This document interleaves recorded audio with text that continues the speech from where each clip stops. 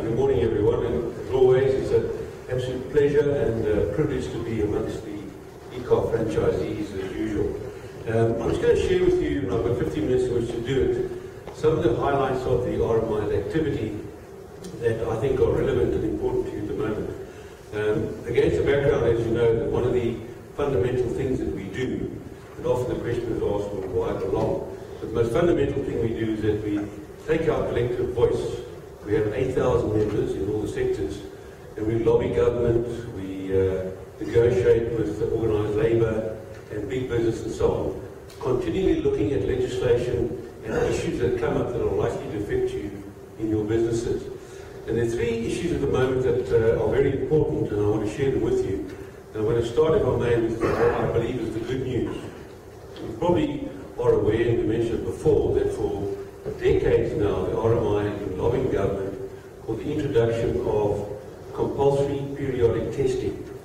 You know that South Africa is one of the few countries in the world where you can buy a car today and then drive it, in theory, for another 20 years, and never have to have it roadworthy until such time as you sell it. And that's totally out of kilter with international best practice, and it just doesn't happen anywhere else in the world. The disadvantages of that are obvious. First of all, it creates for an environment where people can neglect the condition of their cars. They don't have to keep them in a safe and reasonable state, certainly not in order to renew their licenses.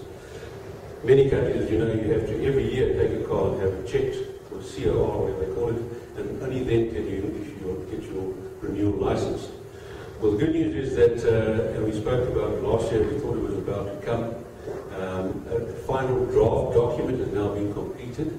It's sitting on the Minister's desk as we speak, and this news I only got yesterday from Rose Oaken, who is our outgoing RMI president, but she also happens to own and operate 7 private test stations down in the Cape. So for Rose is very close to this particular issue. She informed me last night that it's on the Minister's desk. It requires 2 signatures. And the draft document says for implementation 1st of September 2012. Now that's the first time they've actually attached the date or given the date to this. The reality is that once it's signed, it would then be published for public comment, and there's generally a 3-month period for that. So if you take all of that into account, we guess, for Rose was saying last night, that more realistically it probably will be implemented 1st of February next year. But it really is good news because not only will it serve to enhance safety on our roads, but it's going to generate tremendous additional activity in business for yourselves. There's no doubt about that. The intention is, this is the starting point, is that cars that are 10 years and older will be tested every 2 years. And there's a lot of speculation around what type of regime they will introduce, but that's what they've decided upon as a starting point, and I think it will then phase down probably to 5-year-old cars. But that certainly, as I say, gets the process going. You can expect more activity in your workshops. People simply, from next year onwards, will not be able to renew their licenses whilst driving around with tail lights not working, oil leaks, and so on. And it's going to generate activity in your workshops and more parts will be sold. So I think certainly from an industry perspective, this is one of the best and the most significant pieces of legislation that have happened in a long time. And we're very pleased about that. Okay, the next thing I just want to share with you, and you are aware of it, and it's been around for a while, it's just an update on the CPA. You might recall when I was here last time, I just briefly touched on where that was at almost a year ago. And one of the most significant things that I shared with you is the fact that the RMI, along with other role players like NAMSA, the Vehicle Manufacturers, and NARCAM, and the AA and others, elected to put together codes of practice for our industry. Now, just by way of explanation, you have the legislation, and then with every piece of legislation there are regulations and or codes of practice. The codes of practice being the how-to. We decided to do this voluntarily. We spoke to DTI about it, and they were delighted that we volunteered to do so. And it made us, and as we speak, we are still the only sector within the entire South African economy who elected to compile our own codes of practice, which is something we have every reason to be very proud of because it indicated the level to which we took this piece of legislation seriously and the extent to which we embraced it. Over a 2-year period, these codes were compiled. We had no less than 60 lawyers at different stages involved, working hand in hand with DTI and making sure that the codes we were drawing up aligned with the legislation. And we completed them last year in October, and you might recall that was when the Act was supposed to be introduced. It was delayed until April last year because the Commissioner hadn't yet been appointed and the final regulation on the government side hadn't been done. Fact remains, we submitted them in February last year to the government with a high expectation that they would be promulgated before implementation, which would be 1st of April. Because the way it works, it would be accepted by government, that's the way it should operate. It then becomes gazetted, and the motor industry codes of practice will become an addendum to the Act. So as I say, this would have been your hour too, but it becomes legislative. As we speak, nothing's happened. The simple reason is, and I'm going to say it publicly, is because the Commissioner, this lady who was appointed to take over as the CPA Commissioner, is just simply not doing her job. We have this wonderful piece of legislation, and it's not working. There's been a lot about it in the media. In fact, I was listening again on the radio this morning on 702. People can't get hold of her. You can't contact them telephonically, you can't get hold of them by email. She's acting incorrectly in the sense that her role is not to make a ruling, it's to refer to the tribunal. She certainly shouldn't be reconciling. She's doing all that, so essentially she's acting and operating illegally. But it's total chaos. We have tried numerously to meet with her.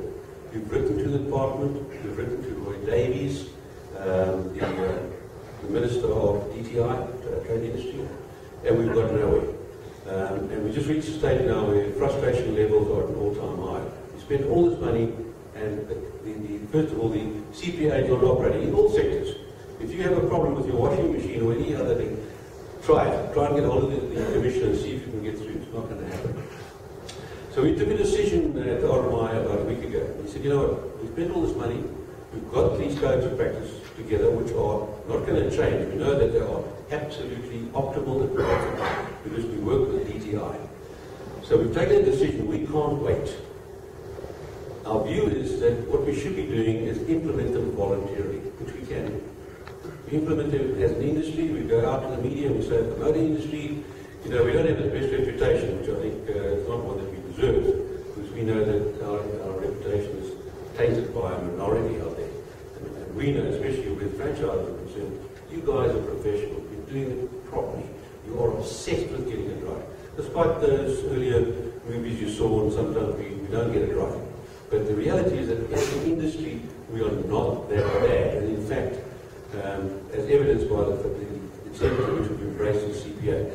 So we want to implement it, we want the consumer to know about it, and you can watch this space because the RMI certainly will be going public on this. We're going to announce to the general consumers out there that in the absence of the government having taken up and promulgated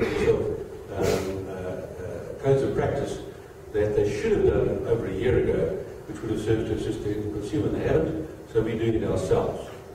In the meantime, I sort of also assure you that the RMI's role is concerned, and I know you probably are aware of this, but just to confirm, that should you have a problem with a consumer, our advice to you is don't get involved if it looks like it's not going to be resolved.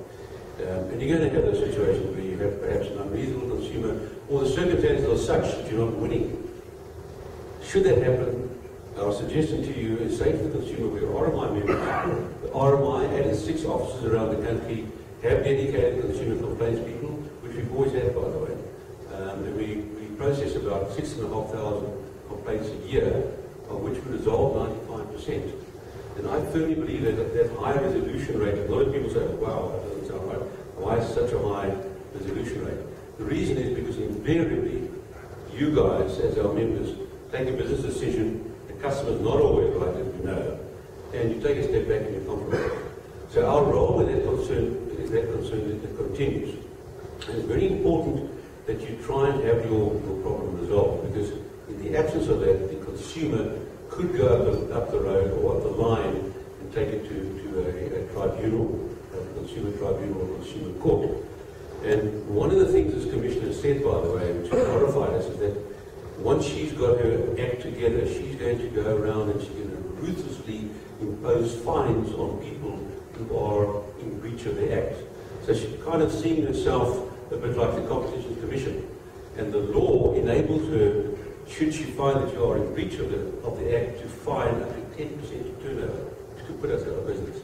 So you don't want to go there. So we're saying, if you have a problem, say to the consumer, Mr. Customer, we're not winning on this one, we want to resolve this. We will refer this to the RMI and expect a call, and they will take this up on your behalf. And we are confident that our high resolution act will continue. You also would have received in your pack today, and it was made available last year, a little CPA booklet, which we decided to produce in simple form. Essentially what it is a tool for you to sort of summarize what your expectations are in terms of the Act. But more importantly, it outlines what the limitations of the customers' or the consumers' rights are. Because one of the things we've seen when complaints are concerned, and I might add this is interesting, we thought we might have an avalanche of complaints once the Act was introduced. Not so. What we've in fact seen is that there's been an escalation of frivolous claims or complaints where people have overestimated what their rights are. So this booklet spells out to the consumer, you have rights, but those are the limitations of it. By way of example, to return a car is not the same as returning a washing machine. You know, there are different criteria involved, and that's exactly, of course, what those codes of conduct spell out. This little booklet, which was very generously sponsored by Ivo Volsnik through Bosch, is a very comprehensive little book, and in fact, it went out, the first batch went out with Car Magazine in October last year, I think. 140,000 of these books went to Car Magazine subscribers and readers, branded Bosch /RMI. There are more of these available. Should you want more, let us know. The idea being that what you could do is with every car that you service, it's like a cubbyhole item. Give it to the motorist when you hand the car back and say, just for future use and reference, here are your rights in terms of the CPA. So you might find that useful. Also, in closing on CPA, you probably would have heard our radio advertising, which continues on 6 radio stations, where essentially we say to the motorist, particularly now with the CPA in place, there is peace of mind in doing business with an RMI member, because of the fact that there are minimum standards, the code of conduct, and a means of redress. So also bear that in mind. Then in closing, I know that Ewald is probably going to touch on this to some extent as well, and it's something that he's really passionate about, and that is this technical skills shortage that we have in this country. Without boring you with the statistics on that one, we've seen a dramatic decline in the number of people who are entering this industry or showing an interest in this industry from a career perspective, particularly on the technical side. The number of apprentices has dropped dramatically, and it really is a challenge. There are a number of reasons for that, of course. But one of the reasons we've identified is the fact that, in talking to our members, is that because of the nature of the Labour Relations Act in this country, a lot of people are not keen to get locked into that situation. And just to explain that to you, if you take on an apprentice, and we know how that works, this is an unknown entity.